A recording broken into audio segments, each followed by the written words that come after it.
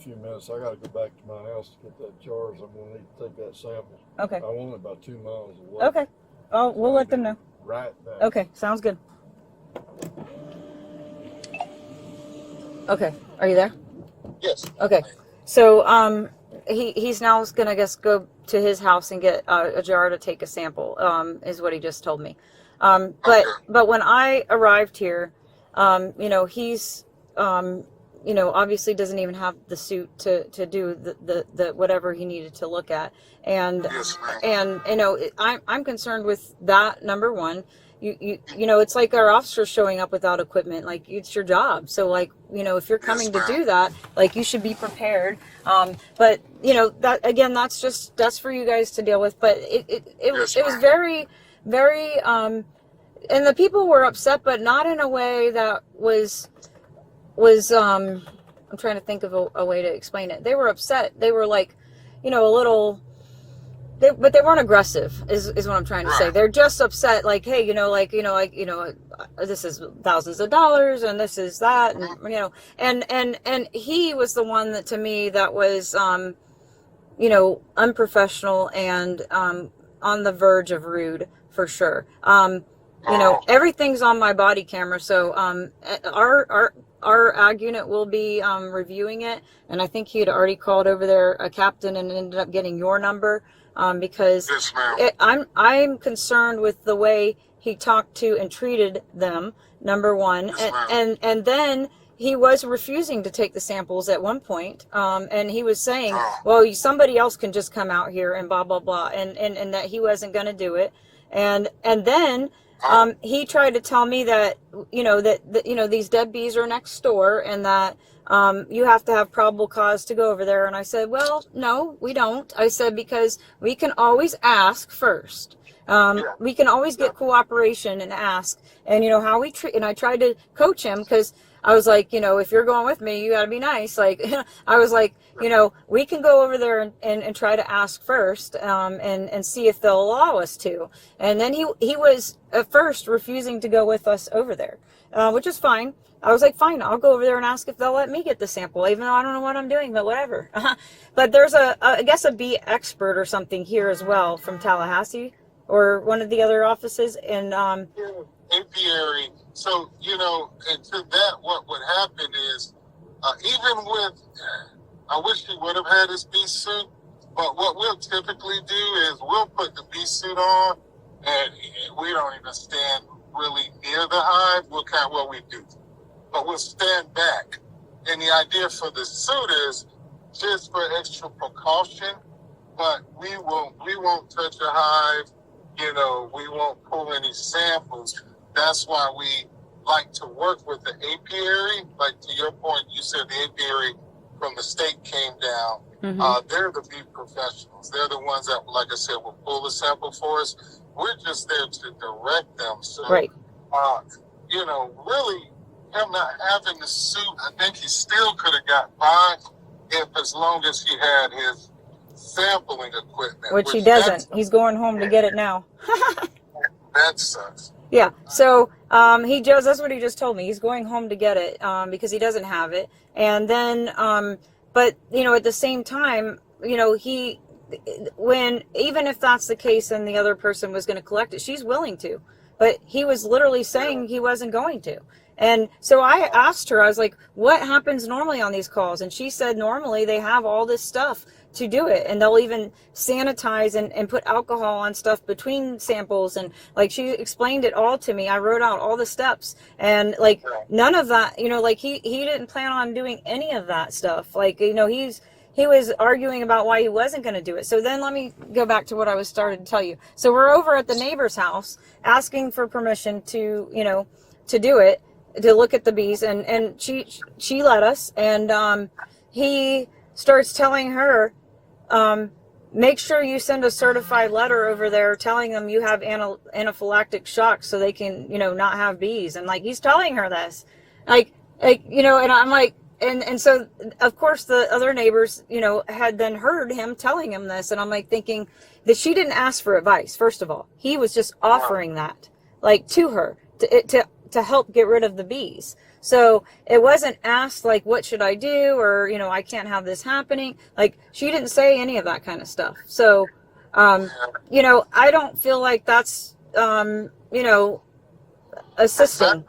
Yeah, that's like not assisting at all. I mean, that's not helping the situation to offer unsolicited advice against the people you're supposed to be helping with an investigation.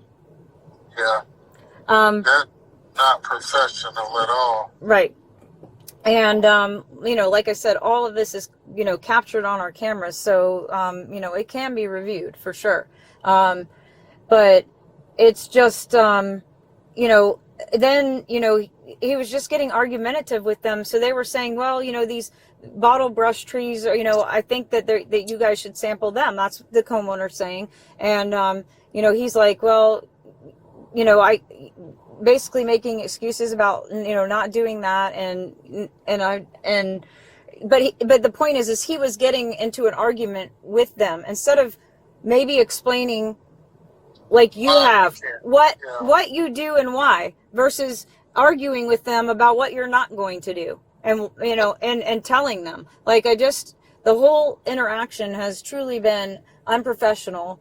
And I was talking to our head of our ag unit, and I said, we would never allow an officer to act like this. They would not, most likely still not be employed if they acted like this, because that's not how you treat and act towards people. So. Can I ask you this? Man, if you don't mind, that is something that needs to be reported. And, you know, I can share this. I've had problems with him in the past that, you know, he's been a work in progress, so to speak. And so this is intolerable. We can't have that kind of, you know, this type of interactions with people in a community that we serve. That's just not. I mean, aren't you guys here to serve the bees and the people taking care of them? Like that's like that's what I'm saying is they feel attacked by him. You know, it's like. Oh yes, ma'am. And can I do this? Sure. I don't. Is this number a good number to call you at? Yes. Now I do work 5:30 a.m. to 5:30 p.m. So that's today. Okay. But then I'm off the next 2 days. But then I work Friday again. You're welcome to call me. I'm just explaining that if you called me tomorrow, there's a chance that I wouldn't answer, depending on where I'm at. Well, you know what I plan to do is, let me see how I can do this.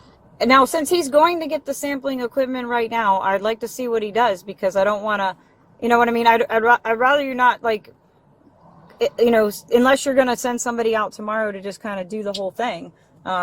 I don't want to cause an issue here if he's actually now finally going to do it. But I have been here myself for, well, what is it? A couple hours? Hour and a half, 2 hours? Almost 2 hours. And that's ridiculous that we've had to stay here and keep the peace between him and the people he serves for 2 hours, because that should have been done in 30 minutes and we could have all been gone. Like, he fought hard, really hard not to work for an hour and a half. So let me write that. Danny put off. Do you need me to get anything else for work it? Off? I'll teach. Is it okay if I? So what I'm going to ask, if you don't mind, acceptable. It's really not acceptable. Yeah. And that's what I've been pushing across to Danny. It's like, look, you, as long as you work for the state, you work for the state. You're not an independent proprietor. You can't do what and say what you want to say. Yeah. You know, and he's gotten better. I will give him that. But this is inexcusable. I'll tell you what, because I can just simply email this document to you, and what you do is what you've told me, you put it on this document. I will. You send it to me, and I can from there turn it in, and I'll have some leverage from there. What's your email address? With me, I really do. Yeah. This is not the approach we take, and I do want to, the complainant to know that, we hadn't lost anything. The case is still open. We still have leverage, we can still pull a sample. It'll still be viable. They certainly don't deserve, any rudeness from us, and that's just not acceptable. I mean, really. I could tell you right now that I would probably reach out to I don't remember what you called her, but I call her the bee expert. But she's definitely appalled at the situation as well. Trying to keep a straight face on what's happening here. We're just looking at each other like, what is going on? Huh? Was it the apiary? Yes. Yes. Erin Jenkins is her name. Oh, shit. Damn, they really did a number. Yeah, she said she already filed a complaint or told, but I think she thought she was complaining to Michelle Newton. And that's who I called too, because that's who she gave me. She's like, I already called in a complaint. I talked to Michelle Newton. You should, and I said, well, I'll call her as well, because I said, yeah, this is not okay. And so, but then when Michelle's like, it's not me, it's him. So obviously she didn't tell Erin that. So, but Erin has a complaint as well, is what I'm saying. None of us wanted to be here 2 hours for something that should have took 30 minutes. Like, no, not at all. Because you're trying not to do it. And and you're trying to help the neighbor who's definitely going to continue to kill the bees. Like, that's pretty much, I mean, she said she was allergic to them, which I completely get. But you could tell that the way that it was presented and being said was that she was doing this on purpose, like over treating on purpose, and going to continue to do so. Like, like that she would call whoever she had to call to keep killing off anything that she could, kind of thing. Oh yeah, that's not good at all. She didn't come out and say that, but it was the kind of the way that she had another family member on the phone, and they were like, don't talk to them, and just and she said that she did have her outskirts sprayed as well. So again, the neighbor was like, well, aren't you going to take some samples from our fence, from our bottle brush tree that's on our property, like, because it's actually a property line divider. So, like, if she sprayed the bottle brush tree, that's where the bees are going for nectar and pollen it's literally in bloom. And the I guess you call her apiary, was said, you can't spray that because it's blooming. And he's like, yeah, you're right. You're right. But, but he still was denying taking a sample. So it was like, oh my gosh. Yeah. If anything, he was supposed to come assess the damage, the situation. It sounds like a situation that would warrant a sample. And even if he didn't have his materials, he could have just, excused himself and let him know, hey, my apologies. I was just coming for observational purposes, not realizing that, we got a spray case here, and if you don't mind, I'll go get my materials and I'll be back. And like I said, even worst case scenario, if we couldn't get it done today, we could be right back bright and early in the morning with our supplies, get the sample and then send it immediately to the lab. And so what's going to happen in this situation, we'll send it to the lab, they will hold it until we can figure out what was sprayed, like I was saying earlier, and we'll get that from the applicator. He told me he was heading over there too. He said he was going to go over to the alleged applicator's home today and meet with them. I don't know where he is now, of course. Well, he said he went to go get his sample stuff, but that would have been the place. That would have been the place with the dead bees that he was refusing to go to because he didn't have probable cause. That's what he was saying to me. And then that's when I told him, listen, I've been doing this job for 23 years. We don't need probable cause to go talk to somebody. Like, let's go try to talk to them. And now if they deny us, then then yes, we have to get a warrant or do whatever. But something else. Yeah. You're right. But not even trying. I think you're not even going to try. No, that's lazy. Yeah. Because I will tell you, that's our approach. we go to the applicator's home or the alleged applicator's home or business, and we, knock on the door, introduce ourselves. If we can't get a hold of them, we'll leave our business card with instructions for them to call us. Yeah. But, yeah, that's typical. I don't know why he would pull that mess. Yeah, now, we won't just go on the property, of course, without introducing ourselves. Yeah. We can, right, of course, pull samples. But, yeah, that's what we do. We go speak to whoever is alleged to have done the crime. Yeah, well, man, that's I'm the, sorry. yeah, no, that's the issue I have. No, let's just, let's move forward from there. You can send me the form. I'll fill it out with what I observed. But from here moving forward, he went to go get these sample kits and is going to take samples. My concern is because he has unprofessionally not even wanted to do this job, is he going to collect everything that he's supposed to? I have concerns that that's not going to happen, honestly. And I wouldn't know. So I want to make sure that someone's going to review what he collected and make sure that he's got everything that he should collect. And if not, have someone, come back and get what's needed to obviously. Yeah. Right. So, well, I can assure you this. I promise you this. When he pulls, be it honey, the comb, he can't mess that up, so to speak. Well, I think they said this is pre-honey. These haven't made honey yet. Well, I would just say this, that, the pesticide is so volatile, but it's so potent, if you will. Mm-hmm. We will be able to detect it to the part per billion.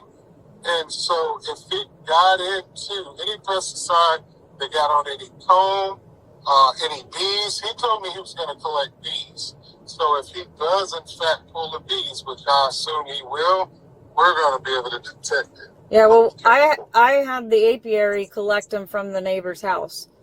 Because he ultimately followed us over there, but he didn't know collecting, and he just basically told, that's when he was talking to that other homeowner about getting their letter and serving the beekeepers. So instead of helping, I feel like he was possibly putting us in a situation to have them not be compliant and to jeopardize our safety during an investigation. The